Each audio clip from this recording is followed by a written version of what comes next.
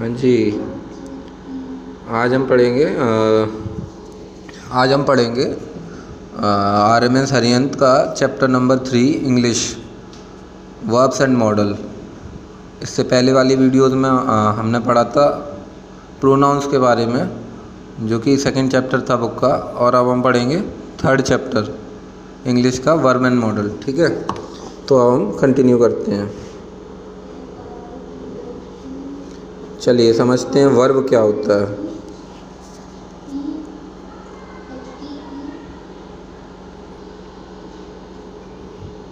ठीक है, तो वर्ब क्या होता है?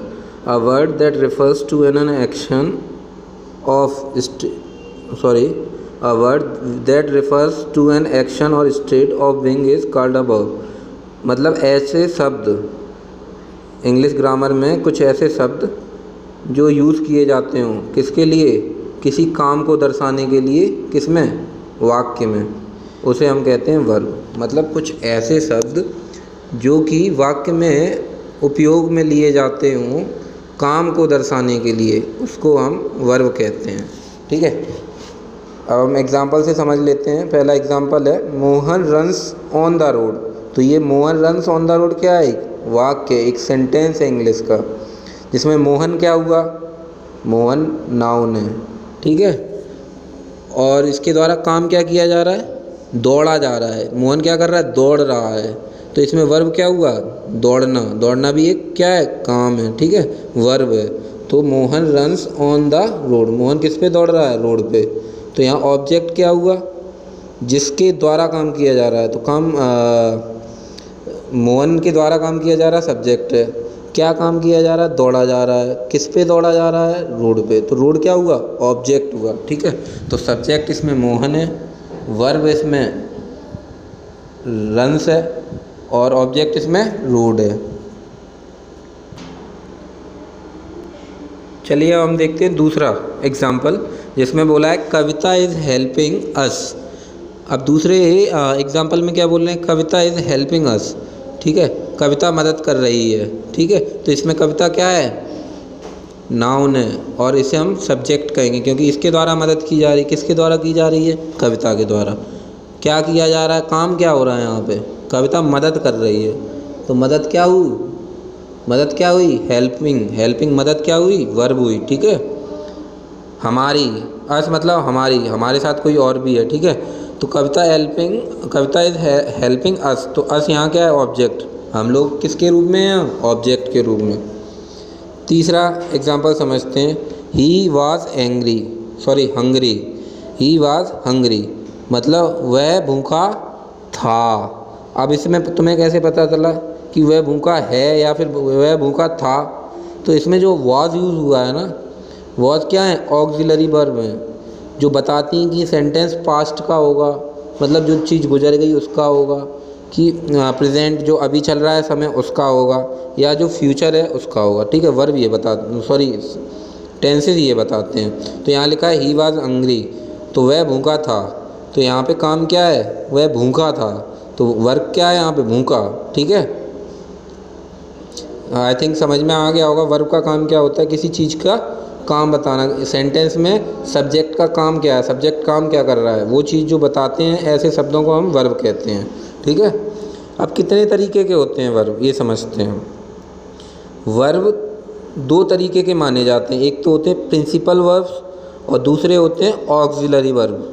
ध्यान से सुनना, वर्ब दो टाइप के होते हैं। जैसे प्रोनाउन के होते थे अलग टाइप, नाउन के होते थे अलग अलग टाइप्स। नाउन के क्या क्या टाइप्स होते थे?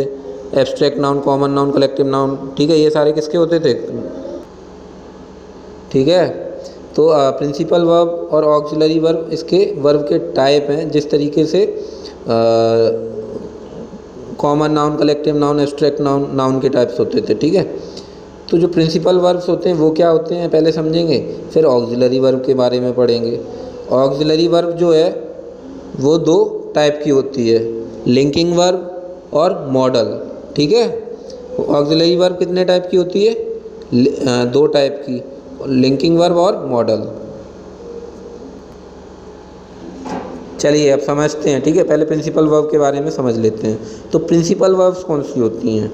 ठीक है, वर्ब क्या होती है ये तो समझ में आ गया। सेंटेंस में जो सब्जेक्ट का काम बताते हैं कि सब्जेक्ट काम क्या कर रहा है, ठीक है, वही वर्ब होती हैं। तो वर्ब दैट फॉलो सब्जेक्ट और helping verb is called principal verb. ऐसी वर्ब हैं जो सेंटेंस में, जो वाक्य में किसकी मदद लेती हैं, सब्जेक्ट की। समझ में आया? जो सब्जेक्ट क्या काम करेगा ये बताती हैं, ऐसी वर्बों को हम प्रिंसिपल वर्ब कहते हैं। ठीक है। इट इज़ डन बाय और ऑन द सब्जेक्ट। ये निर्भर किस पे होती हैं, प्रिंसिपल वर्ब किस पे डिपेंड होती हैं, सब्जेक्ट पे, कि सब्जेक्ट कौन है और सब्जेक्ट के हिसाब से काम क्या होगा। ठीक है, इस पे निर्भर होती हैं। ऐसी वर्ब्स को हम क्या कहते हैं, प्रिंसिपल वर्ब कहते हैं। ठीक है। अब सिंपल शब्दों में समझ लीजिए और इसे आप नोट भी कर लीजिएगा इसकी हिंदी में अपने समझने लायक, कि प्रिंसिपल वर्ब वो वर्ब होती हैं जो निर्भर होती हैं, डिपेंड होती हैं किस पे, सब्जेक्ट पे। सेंटेंस में सब्जेक्ट पे निर्भर होती हैं, किस पे, सब्जेक्ट पे। ऐसी वर्बों को हम प्रिंसिपल वर्ब कहते हैं। ठीक है। अब इनके एग्जाम्पल देख लेते हैं। Rakesh calls his friend. Rakesh बुला रहा है अपने दोस्तों को। तो यहाँ पे कॉल क्या है, काम, वर्ब है। अब राकेश यहाँ क्या है, सब्जेक्ट। अब देखना, ध्यान से समझना, अगर राकेश होता नहीं तो कौन किसे बुला रहा है, दोस्तों को बुला रहा है। कौन बुला रहा है, ये कब कैसे पता चला, जब राकेश लिखा हमने। मतलब जो वर्ब है, जो काम है, वो किस पे निर्भर है, सब्जेक्ट पे निर्भर है, राकेश पे निर्भर है, जो कि सब्जेक्ट है इस सेंटेंस में। दूसरा एग्जाम्पल दिया है, we could not meet them. हम उससे नहीं मिलेंगे। ठीक है। तो मीट यहाँ क्या है, मिलना, काम है। ठीक है, वर्ब है। लेकिन ये किस पे निर्भर है, हम पे। वी लगाया ना, वी यहाँ क्या है, सब्जेक्ट है। और वी हमने कल क्या बताया था, प्रोनाउन होता है अगली वाली वीडियो में। और प्रोनाउन वी कब यूज़ करते हैं, जब दो लोग होते हैं, हम और हमारे साथ कोई। ठीक है। तो हमने इसीलिए यहाँ पे क्या बोला, हम उससे नहीं मिलेंगे। ठीक है। तो यहाँ पे वी क्या है, सब्जेक्ट है, और काम क्या हो रहा है वी के लिए, मिलना। अगर मैं यहाँ पे सपोज़ करो वी लिखता ही नहीं, हटा देता, कुड नॉट मीट देम, उससे नहीं मिलेंगे। कौन नहीं मिलेगा, ये तो पता ही नहीं चल रहा है। ये कब पता चलेगा, जब मैं यहाँ वी लिखूँगा। सब्जेक्ट नहीं होगा तो वर्ब का पता ही नहीं चलेगा क्या काम हो रहा है। आ गया समझ में, इतना आ गया होगा समझ में। अब समझते हैं ऑक्सिलरी वर्ब के बारे में। ऑक्सिलरी वर्ब क्या होते हैं। ठीक है। Verb that help the principal verb to indicates its tense and mood are called auxiliary verb.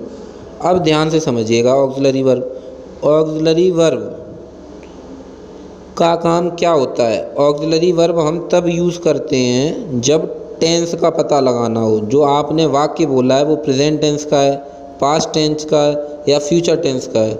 जो समय चल रहा है उसका है, या जो आने वाला समय है फ्यूचर का है, या फिर जो निकल गया समय पास्ट का सेंटेंस है। सेंटेंस किस टेंस का है, इसे पता लगाने के लिए हम ऑक्सिलरी वर्ब्स का यूज़ करते हैं। ठीक है। तो वही यहाँ लिखा है, verb that help the principal verb. ऐसे शब्द, ऐसे वर्ब जो मदद करें प्रिंसिपल वर्ब। जो आपने ऊपर वर्ब पढ़ी थी, प्रिंसिपल वर्ब। ऐसे वर्ब जो मदद करें प्रिंसिपल वर्ब की, ये बताने में कि जो काम हो रहा है वो पहले हो चुका है, या अभी होगा, या आने वाले समय में होगा, ये बताते हैं। ऐसे शब्दों को हम ऑक्सिलरी वर्ब कहते हैं। ठीक है। ऐसे शब्दों को क्या कहते हैं, ऑक्सिलरी वर्ब कहते हैं। चलिए, अब प्रिंसिपल वर्ब समझ में आ गया, ऑक्सिलरी वर्ब क्या होता है ये बता दिया। अब चलो कुछ ऑक्सिलरी वर्ब लिख लीजिए, जिससे आप पहचान कर पाएँ कि कब प्रेजेंट में होना है, पास्ट में होना है, या फ्यूचर में होना है। ठीक है। तो आप क्या करिए, पेन लीजिए, एक तरफ लिखिए ऑक्सिलरी वर्ब और एक तरफ लिखिए टेंस। फटाफट से कॉपी लेके लाइन खींचिए बीच में से, जैसे हम खींचते हैं। और एक तरफ लिखिए ऑक्सिलरी वर्ब, दूसरी तरफ लिखिए टेंस। तो चलो पहले लिखते हैं, इज़, एम, आर। ये जो तीन ऑक्सिलरी वर्ब हैं, इज़, एम और आर, इसके आगे लिख लीजिए प्रेजेंट टेंस। ठीक है। फिर हम लिखेंगे वाज और वर, WAS वाज, WERE वर। इसके आगे लिख लीजिए पास्ट टेंस। ठीक है। अब लिखेंगे WILL विल और SHALL shall. WILL will SHELL shell, will sell. Will sell का हम यूज़ कब करते हैं? जब हम बात करते हैं किसकी? फ्यूचर टेंस की। तो विल शेल के आगे क्या लिखिए? Future tense. ठीक है, इतना लिख लिया। अब इसके अब ये इतना लिख लिया। अब इसके ऊपर एक लाइन खींचिए ऊपर की तरफ एरो करके, इसके ऊपर लिखिए इज़ आता है सिंगुलर के साथ। प्रेजेंट टेंस में कोई सिंगुलर सब्जेक्ट होगा, जैसे राम श्याम हरी, उसके साथ क्या आएगा? इज़ आएगा। ठीक है। एम आता है प्रेजेंट टेंस में आई के साथ। ठीक है, सिर्फ एम आएगा आई के साथ, तो एम के ऊपर एरो करके लिख लीजिए आई। और आर आता है प्लूरल सब्जेक्ट के साथ, वी, यू, दे, इनके साथ हमेशा क्या आएगा? आर आएगा। ठीक है। अब आते हैं पास्ट टेंस में। पास्ट टेंस में पास्ट टेंस में वॉज आएगा सिंगुलर सब्जेक्ट के साथ, तो वाज के ऊपर एरो करके लिख लीजिए सिंगुलर सब्जेक्ट। जब सब्जेक्ट सिंगुलर होगा तो हम वॉज ऑक्सिलरी वर्ब का यूज़ करेंगे। ठीक है। और वर्ब कब आएगा? जब वर्ब हम यूज़ करते हैं जब प्लूरल सब्जेक्ट हो। तो जो वर्ब ऑक्सिलरी वर्ब है वो प्लूरल सब्जेक्ट के साथ यूज़ करेंगे। ठीक है, इतना आ गया होगा समझ में। अब आते हैं फ्यूचर में। फ्यूचर में विल सेल का यूज़ करते हैं। ठीक है, अब आगे बढ़ते हैं। अब इसमें एग्जाम्पल दिए हैं, बुक में आ जाइए और एग्जाम्पल देखिए। He will call his friend, वह अपने दोस्तों को बुलाएगा। तो इसमें काम क्या है? वर्ब क्या है? कॉल है। ध्यान से सुनना, वर्ब क्या है? कॉल। लेकिन हमें इसमें पढ़ क्या रहे हैं हम? Auxiliary verb. तो हमने अभी लिखाए थे auxiliary verb, will, shall, is, am, are, was, were. तो इसमें विल क्या है? ऑक्सिलरी वर्ब है। और विल किसको डिनोट करता है? फ्यूचर टेंस को। तो ये सेंटेंस कैसा हो गया? ये वाक्य बता रहा है कि वो अपने दोस्त को बुलाएगा, अभी बुलाया नहीं है, मतलब काम होगा, अभी हुआ नहीं है। Future tense. ठीक है। He is calling his friend, वह अपने दोस्तों को बुला रहा है। तो उसने अपने दोस्तों को बुलाया है। ठीक है, तो इज़ आया। इज़ क्या होता है? इज़ एक ऑक्सिलरी वर्ब है। और ये इज़ कब यूज़ करते हैं? मैंने अभी लिखाया था, प्रेजेंट टेंस में यूज़ करते हैं। ठीक है। और कॉल इसमें क्या है? वर्ब है, जो काम हो रहा है। ठीक है। अब थर्ड है, he has called his friend. Has है मैंने लिखाया नहीं, सॉरी। ठीक है, उसके बारे में लिखा दूंगा अभी। ठीक है, he has called his friend, तो हैज़ यूज़ हो रहा है। देखो, अब इसमें हमने पहले वाले उस पर आ जाइए, पहले वाले एग्जाम्पल पे उसमें लिखा है he will call his friend. यहाँ पे सब्जेक्ट क्या है? सिंगुलर है, ही, इसलिए इसके साथ विल आया। ठीक है, शैल नहीं आया। अब दूसरे वाले में आ जाइए, ही इज़ कॉलिंग हिज फ्रेंड। यहाँ पे भी सब्जेक्ट ही है, मतलब एक व्यक्ति है, कोई एक लड़का है, इसलिए यहाँ पे जो ऑक्सिलरी वर्ब है वो इज़ आया, सिंगुलर वाला, ना कि प्लूरल वाला, आर नहीं आया। ठीक है। अब थर्ड है, उसमें लिखा है he has called his friend. तो इसमें देखो ही है, लेकिन ये भी सिंगुलर है, इसके साथ इसलिए हैज़ आया, ना कि हैव आया। He has called his friend, ये प्रेजेंट परफेक्ट टेंस है। कौन सा टेंस है? Present perfect. प्रेजेंट परफेक्ट में हैज़ हैव का यूज़ करते हैं। ठीक है, किसका यूज़ करते हैं? हैज़ हैव का। आई थिंक आ गया होगा ऑक्सिलरी वर्ब। अब इसके आगे का जो भी है वो हम समझेंगे सेकंड पार्ट में। ये फर्स्ट पार्ट था वर्ब एंड मॉडल का। अब सेकंड पार्ट इसके आपको बाद में मिल जाएगा। ठीक है, इसके जस्ट बाद में सेकंड पार्ट लिखा होगा, verb and model second part chapter, उस पर आप जाके देख सकते हैं वीडियो। ठीक है। और जो भी आपको इसमें डाउट है, एक एक शब्द का जो भी नहीं समझ में आ रहा, मीनिंग समझ में नहीं आ रही, टॉपिक समझ में नहीं आ रहा है, वो सारे आप अपनी क्वेरीज़ को कमेंट में लिख दीजिए। कमेंट में आप मेंशन कर दीजिए। जब शाम को आपकी क्लास चलेगी 4 बजे से, तो वो डाउट्स आपको मैं वहाँ से देख देख के क्लियर करता जाऊँगा कि किसका क्या डाउट है। ठीक है, तो कमेंट्स में ज़रूर लिखिएगा हर एक डाउट, जो भी आपका डाउट हो, छोटे से छोटा। ठीक है।